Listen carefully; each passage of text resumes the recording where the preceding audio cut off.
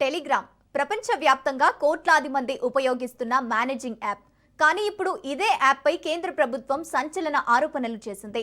Telegram కొత్త dark web గా మారిందని, సైబర్ నేరగాళ్లు, డ్రగ్ ముఠాలు, అతివాద సంస్థలకు ఇది అడ్డాగా మారిందని ఢిల్లీ హైకోర్టుకు సమర్పించిన అఫిడవిట్లో కేంద్రం పేర్కొంది.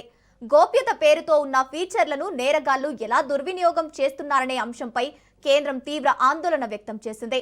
అసలు కేంద్రం చేసిన ఆరోపణలేంటి? టెలిగ్రామ్ పై ఎందుకు ఇంత తీవ్ర వ్యాఖ్యలు చేసింది అనేది చర్చనీయాంశంగా మారింది.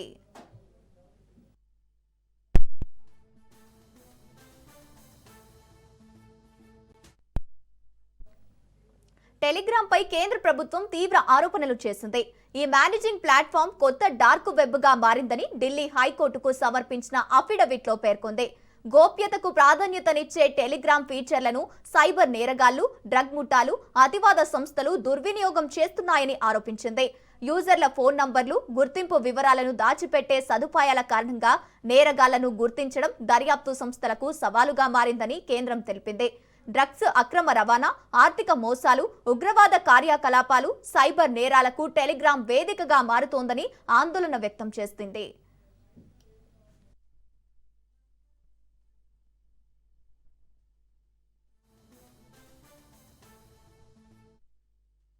అంతేకాదు, తీవ్రవాద ప్రచారం, తప్పుడు సమాచార వ్యాప్తి, పిల్లలపై లైంగిక నేరాలకు సంబంధించిన అక్రమ కంటెంట్ షేరింగ్ వంటి అంశాలు కూడా టెలిగ్రామ్ ద్వారా పెరుగుతున్నాయని కేంద్రం కోర్టు దృష్టికి తీసుకెళ్లింది.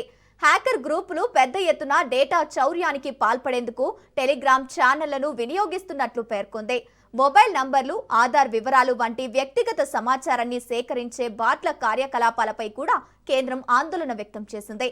పైరసీ సినిమాలు, వెబ్ సిరీస్లు, కాపీరైట్ కంటెంట్ ప్రచారానికి కూడా టెలిగ్రామ్ వేదికగా మారిందని ఆరోపించింది.